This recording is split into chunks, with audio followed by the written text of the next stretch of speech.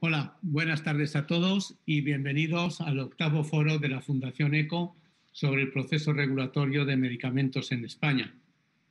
Lamentablemente, a causa de la pandemia que estamos sufriendo, no hemos podido realizar esta jornada de una forma presencial como nos hubiera gustado, pero gracias a la tecnología hemos podido adaptar el programa de forma virtual y vamos a poder realizar estas sesiones de forma directa en streaming.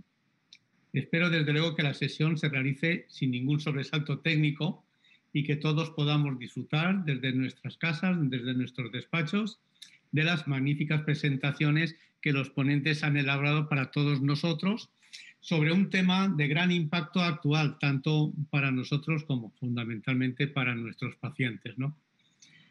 Actualmente, qué duda cabe que estamos atravesando un periodo de grandísima incertidumbre, yo diría que sin precedentes, en medio de una situación sanitaria que ninguno de los que estamos aquí presentes habíamos vivido antes y además inmersos en una nueva crisis económica que nos vuelve a golpear después de la del 2008.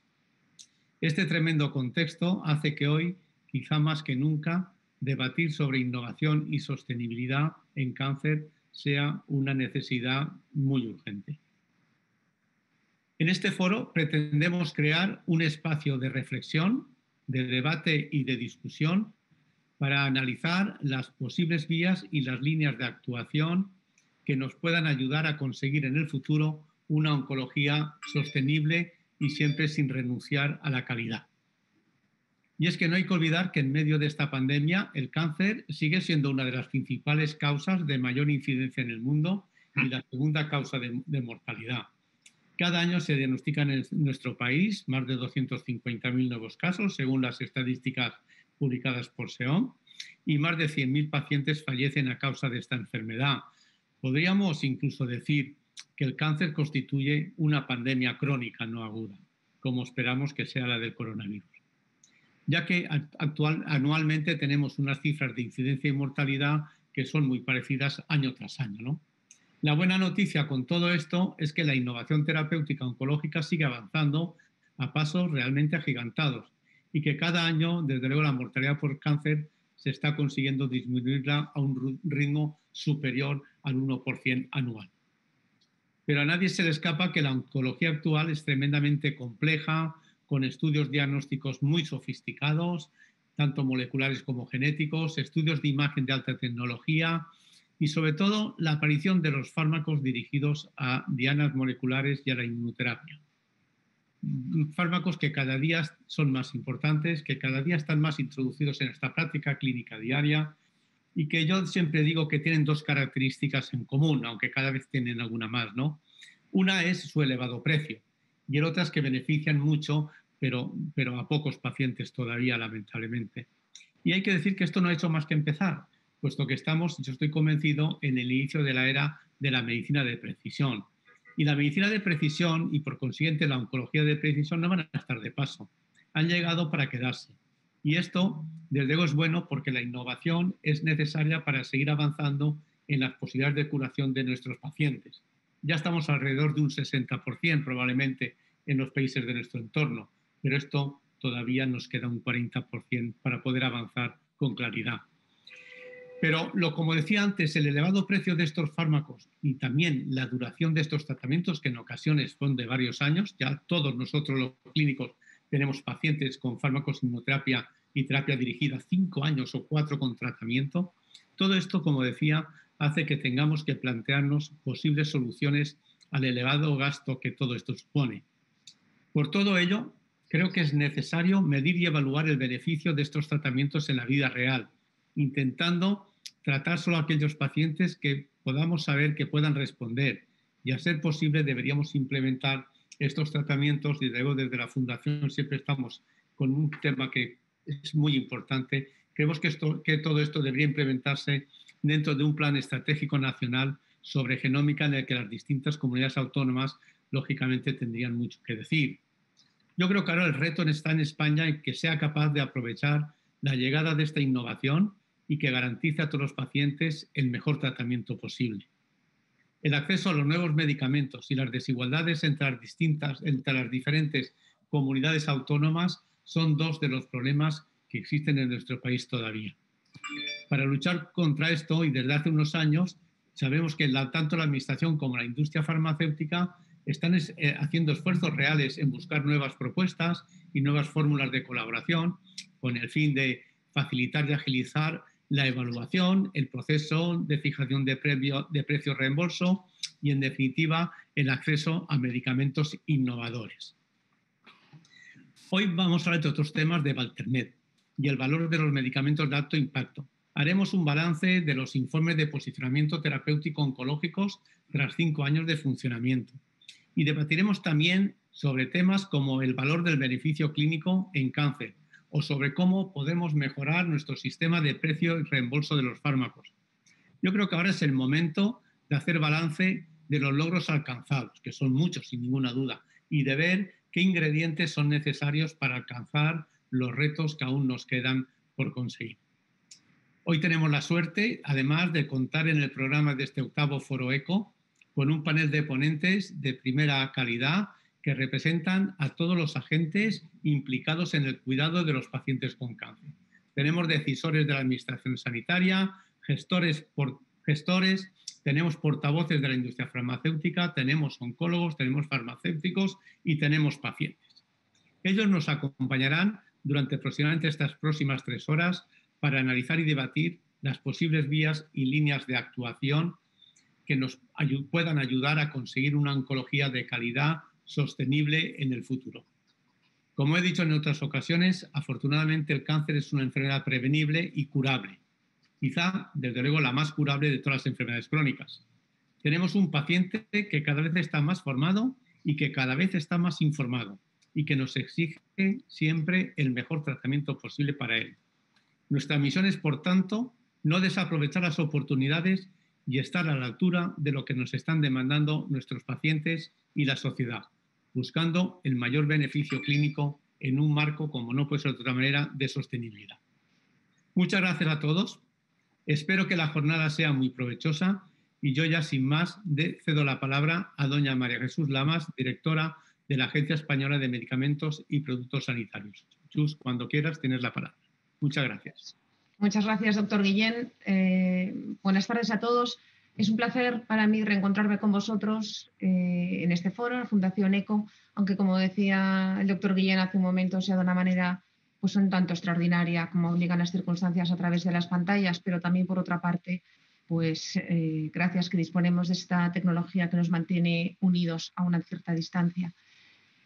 Os agradezco que nos deis sitio en este encuentro vuestro y además el tema que habéis elegido para las próximas charlas de regulatorio en España. Y claro, como agencia reguladora de medicamentos, pues nos sentimos directamente aludidos. Y me gustaría hacer una pequeña reflexión para dar pie después a las charlas que vendrán y donde participará César Hernández, el jefe de Departamento de Medicamentos de Humana de la agencia, como digo, agencia reguladora de medicamentos. Y es que el proceso regulatorio no es únicamente lo que tiene que ver con la evaluación del medicamento al final de su desarrollo clínico, su posicionamiento en la práctica clínica y la fijación de precios. Esta es una parte muy pequeña de un viaje muy largo y un viaje que es un continuo, que no tiene solución de continuidad.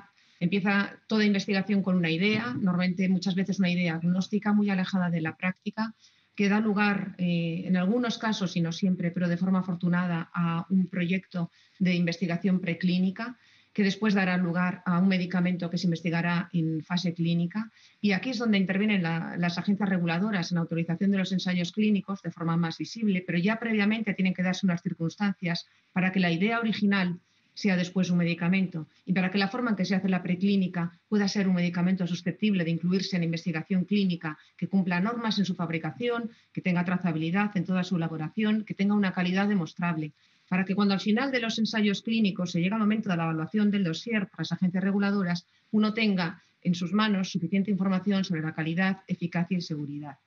En el caso de los medicamentos oncológicos, la evaluación se hace siempre de forma centralizada por la Agencia Europea de Medicamentos. Y el comité del CHMP, que conocéis, medicamentos de evaluación de medicamentos de uso humano, al final lo que emite es una opinión sobre si tiene un balance beneficio-riesgo favorable o no y conforme a esa opinión la Comisión Europea autoriza su comercialización o no. Esto es importante decirlo porque a veces se espera de este proceso, de esta parte del proceso regulatorio, que responda a todas esas preguntas que genera el proceso regulatorio entero. Si este medicamento es más válido que los anteriores o no, o qué lugar debería ocurrir. Y ese no es el objeto de este punto. El objeto de este punto es, este producto que empezó siendo una idea es suficientemente bueno para que sea puesto en el mercado porque produce para esta población más beneficios que los riesgos asociados. Y si es así, llegarán a las siguientes fases. Las de posicionamiento terapéutico comparado con otras alternativas en vida real que se han podido estar desarrollando a la vez que el medicamento y por tanto no se han podido hacer comparaciones directas. Debe ajustarse a las condiciones de cada sistema económico y cada sistema de salud que tenga cada país. Son decisiones vinculantes las que hace la EMA para los 27 países, para los 27 Estados miembros, pero la incorporación al sistema depende de sus consideraciones, de sus posibilidades económicas y de sus sistemas de salud. Y no acaba aquí la labor del proceso regulatorio porque durante su uso sigue existiendo la vigilancia. La farmacovigilancia siempre la hemos entendido orientada a la identificación de efectos adversos, pero su concepto es más amplio, es mantener un balance, una evaluación de su balance beneficio-riesgo durante todo el ciclo de vida del medicamento, mientras se sigue evaluando. Por tanto, es necesario seguir conociendo también la efectividad en vida real y seguir viendo si el medicamento tiene las condiciones para seguir utilizándose que tenía en el momento en que se concedió la autorización. Este circuito es muy complejo, tiene que estar bien cebado desde el principio, desde la idea. Esto es algo en el que las agencias normalmente no participaban, pero que con el COVID, que ha sido una prueba de estrés para todo el sistema sanitario, para todo el sistema social, diría, que está sustentada nuestra sociedad, pues ha demostrado que es necesario que las agencias abran sus puertas y salgan al encuentro de los investigadores. En la búsqueda de las vacunas, lo pongo como ejemplo, no es oncología, pero creo que demuestra un poco lo que quiero decir cuando la agencia tiene que salir a buscar. Pues lo primero que hicimos en abril fue empezar a contactar con todos los grupos de investigación que conocíamos de coronavirus o de plataformas de vacunas en personas o en animales para identificar en qué punto de su investigación estaban. Acompañarlos en el proceso, ofrecer asesoría regulatoria. Existe una cosa llamada ciencia regulatoria que tiene que ver con los condicionamientos que tiene que tener una investigación para que ese proyecto sea susceptible de ser convertido en un medicamento. Esto es muy fácil de entender si pensamos que cuando llega el dossier final a la evaluación del comité, todos los datos que están allí tienen que ser sólidos y reproducibles, pero no únicamente los de los ensayos clínicos, que es a lo que más estamos acostumbrados, también desde el principio, cómo se sintetizó, cuáles son sus intermedios, si es un producto biológico, la trazabilidad desde sus orígenes, es decir, que hay que estar presente desde el primer paso. Una cosa que hemos identificado, que se ha identificado, es que hay cierta desconexión entre investigadores y el producto final y el medicamento. Y la Comisión Europea tiene un grupo de expertos, STARS, en el que participa la Agencia Española de Medicamentos y lidera, de hecho, algunos de los grupos de trabajo, que es Strengthening Training of Academia, STARS, Regulatory Science. Es decir, mejorar la capacitación que tienen los investigadores clínicos, por tanto, que tenéis vosotros, en ciencia regulatoria, para que todo proyecto de investigación tenga más probabilidades de convertirse en un medicamento que beneficie a los pacientes y no que quede en una bonita idea para publicar en papers científicos. Como decía, el coronavirus, la crisis del COVID se ha demostrado una prueba de estrés para esto y estas asesorías se han demostrado imprescindibles para acelerar el desarrollo de un medicamento y tenerlo lo antes posible. Esto es muy fácil de trasladar al cáncer. Si queremos tener medicamentos rápidos y buenos, lo que tenemos que hacer es un sistema de desarrollo de medicamentos muy sólido, con todos los pasos muy bien establecidos y bien guiado desde el principio. En cuanto a este punto en el que le vais a dar más sitio durante toda la jornada, que es el de posicionamiento terapéutico y cómo se coloca en función de su beneficio y su relación con los precios, esto que se llama en inglés por sus siglas HTA, Health Technology Assessment, pues debe coincidir también con el proceso regulatorio desde el principio. No puede ser un paso aislado al final de manera que no haya entendimiento entre los técnicos científicos que evalúan en la agencia europea y los siguientes que deciden qué precio se va a poner. También la Comisión Europea es consciente de esto y en su estrategia europea, estrategia farmacéutica que estamos discutiendo ahora, pues recoge mandatos de la comisaria Kyriakides que dice tenemos que conseguir mejor tratamiento para el cáncer, los medicamentos tienen que ser affordable, sostenibles, tenemos que poder pagar y tiene que haber además disponibilidad de los medicamentos. Esto aplica a todo, a los nuevos y también a los antiguos, que por motivos que no podemos extendernos ahora, pues acaban provocando desabastecimientos. Algunos de estos medicamentos son esenciales y en el tratamiento del cáncer también. ¿Qué solución puede tener esto? Pues este circuito entero del ciclo de vida del medicamento, cuando estamos en la fase clínica y los desarrolladores, normalmente el sponsor suele ser en este caso ya la industria farmacéutica, recibe asesorías científicas de la EMA dirigidas a obtener la mejor evidencia científica y la más sólida para que después la evaluación, en el momento de la evaluación, se maneje la mínima incertidumbre posible, no puede hacerse de espaldas al impacto económico que va a tener ese medicamento una vez que salga al mercado. Por tanto, esto se llama evaluación de tecnologías sanitarias o HTA por sus siglas en inglés, que tiene que ver con la eficiencia, con el valor que puede tener traducido en consumo de recursos, debe verse también desde el principio. Y por eso se están fomentando los diálogos tempranos, asesorías de HTA y asesorías científicas a los desarrolladores de los medicamentos, porque ambos mundos se tocan entre sí y se condicionan. Y determinada forma de desarrollar un ensayo clínico puede generar endpoints que son válidos para las autoridades que van a evaluar su eficiencia y, por tanto, van a estar involucradas en ponerle precio al medicamento después de haber identificado su valor, al tiempo que tienen que servir para las autoridades que van a evaluar si ese medicamento tiene un beneficio-riesgo favorable.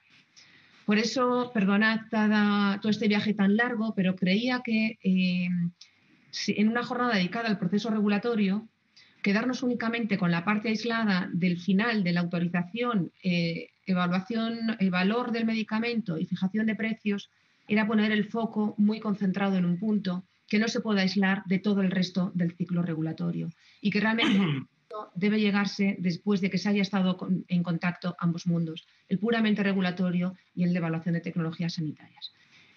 Con este punto de vista, seguro que en la siguiente mesa vais a encontrar muy útil las aportaciones que puedan hacer los ponentes y estoy deseando escucharos y disfrutar de las ideas interesantes que puedan surgir. Muchas gracias de nuevo por vuestra invitación y mucho éxito con la jornada. Muchas gracias, María Jesús, por tus magníficas palabras. Y ahora le doy la palabra al doctor Álvaro Rodríguez Lezcure, que es el presidente de la Sociedad Española de Oncología Médica. Álvaro, cuando quieras.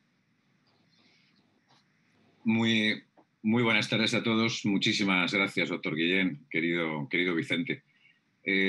Si desde luego desde la ECO estáis coronando una octava cumbre sobre este tema, indudablemente es que hablamos de un mantra que mucho más allá de 8 años, ¿no? Llevamos dándole vueltas y preside un montón de reuniones, coloquios, mesas redondas, foros, y que por lo tanto esto ya solo implica que no lo tenemos bien resuelto y por otro lado yo creo que la magnitud de su importancia, ¿no? Obviamente todo este proceso implica un juego de tensiones entre la sociedad, especialmente particularmente los pacientes y en el caso que nos ocupa los pacientes con cáncer, con procesos oncomatológicos, el generador mayoritariamente de la innovación, que suele ser mayoritariamente la industria farmacéutica, la administración y el sanitario, los médicos farmacéuticos, especialmente los médicos que tratan a los pacientes y que tienen en su papel la cuestión de la prescripción. Ha apuntado Chus Lamas muy acertadamente que esto es un largo viaje, ¿no? Pero efectivamente la parte caliente, la parte muchas veces espinosa, final, tiene muchas consecuencias y tiene mucho calado y es por ello que estamos hablando siempre constantemente de ello por las implicaciones que tiene, ¿no? Hay muchos aspectos en la evaluación de la innovación que siguen siendo esos hot topics y puntos interesantes de discusión donde todavía no llegamos a tener acuerdo, pero empezamos a tener hace ya algún tiempo una conciencia de que hay que aclarar muchas cosas, ¿no? La misma calidad de la evaluación, el tan repetido cómo cuantificamos, cómo medimos el beneficio de la innovación. Parece tan sencillo, a veces tan obvio, tan de sentido común, o quizá no lo sea tanto, o tan fácil de objetivar o de sustanciar, ¿no? Problemas tópicos, además, y típicos que condicionan muchas veces decisiones favorables o desfavorables que rayan con la polémica cuando hablamos, por ejemplo, de los endpoints que hemos utilizado para evaluar, los famosos subrogados y, por supuesto, el famoso cuánto estamos dispuestos a pagar por ello, cuánto estimamos el coste, solo el económico hablo, y, por supuesto, con las implicaciones que tiene, no solo para ese momento que estamos evaluando una fijación de precios, sino de cara a la sociedad de la famosa sostenibilidad, ¿no? Otra palabra mantra, ¿no? Y que yo creo que debería exigir como mínimo el promover algún tipo de contrato social, ¿no? Y esto creo que es importante, ¿no? También tenemos como sociedad en concreto, poder decidir, definir o por lo menos opinar cuánto estamos dispuestos a pagar y por qué, ¿no? Efectivamente, ¿no? Lógicamente, en este proceso también hay situaciones de grandísima tensión cuando en dos extremos nos planteamos cuestiones como una pérdida de oportunidad, dejar de financiar o de aprobar una innovación que puede ser beneficiosa, frente en el otro extremo la cuestión de la sostenibilidad, ¿no? Pagar excesivamente además por innovaciones que nadan o se mueven en el mundo de la incertidumbre de los resultados, ¿no? Y el no querer perder oportunidad cuando a lo mejor los datos que tenemos no son sólidos, no tienen una evidencia sólida y siempre en beneficio de la duda del paciente, bueno, tenemos que habilitar y crear y generar imaginativamente vías para que los pacientes no se vean privados de. Pero por otro lado también algo así parecido o que lo ilustra las aprobaciones condicionadas, pero también con la capacidad de que esa condición se cumpla cuando algo realmente supuestamente beneficioso se financia no y deja de ser beneficioso, ¿no? Y habrá que buscar también fórmulas eficaces también para sostener ese tipo de circunstancia de financiación, ¿no? Otro punto claramente espinoso es ese proceso de la fijación del precio, ¿no? Otro mantra clásico también de estas reuniones y que todavía no hemos podido resolver de una forma muy definitiva, ¿no? Siempre, desde hace tiempo, además, con la sensación, siempre especialmente desde el mundo de los clínicos, de la opacidad o de la poca transparencia o la falta de transparencia en los criterios o la homogeneidad, ¿no? Y por lo menos en su publicidad, cuando menos, ¿no? Pero un proceso que por sí mismo en nuestro medio sabemos que para algunas innovaciones, algunos fármacos, entraña demoras importantes, relevantes, en otros no tanto, pero y especialmente con lo que supone también para ese paciente a veces en concreto, no ya solo para el paciente de mañana, el del futuro, que por supuesto, sino en un momento que se puede dilatar mucho en el tiempo, pacientes que están esperando una oportunidad en un momento dado que depende, por ejemplo, de disponer de esa innovación, ¿no? Tiempos, burocracias y cuellos de botella claramente mejorables, yo creo que muy identificados desde siempre cuando hacemos análisis del acceso, de la equidad y teniendo en cuenta todo este tipo de proceso. Y de nuevo siempre de fondo, pues planeando la cuestión de la sostenibilidad. La sostenibilidad es también equidad. Si el sistema no es sostenible, por supuesto será injusto, por supuesto para otras innovaciones, para otros pacientes y para el futuro y para la sociedad en general. Por tanto, yo creo que ya termino con esta pequeña reflexioncilla. Quizás sea hora de cambiar el modelo o por lo menos de modificarlo o de mejorarlo, y eso quizá esté claro. Lo que no está claro es quizá el cómo, pero en todo caso yo sí que esperaría que, ya que estamos en el 8º foro de la ECO a este respecto, pues por lo menos mi deseo sería que después de hoy, en este año que viene, cuando el doctor Guillén convoque y organice el 9º foro el año que viene al respecto, podamos decir por lo menos alguna cosa nueva sobre este asunto. Muchas gracias. Muchas gracias, Álvaro. Esperemos que así sea y que en el año próximo podamos dar alguna novedad importante. Yo creo que sí, cada año avanzamos muy lentamente. Quizá estamos demasiado metidos y vemos poco los avances, ¿no? Y nos gustaría que fueran más rápidos, pero bueno, yo creo que con la ayuda, yo creo que dentro de la agencia, dentro de la industria y dentro del mundo de la oncología hay suficiente nivel, suficiente interés y suficiente, yo creo que predisposición a que todas estas cosas vayan saliendo poco a poco bien. Bueno, yo creo que nos hemos pasado un pelín en la introducción, así que lo importante es ver cómo funcionan y cómo nos exponen los ponentes sus diversas ponencias, que después podremos comentar y discutir. Así que, sin más demora por mi parte, yo dejaría ya paso a la siguiente mesa, que la moderan el doctor Camps y el doctor Eduardo Díaz Rubio. Así que cuando queráis ya podemos pasar a las primeras ponencias.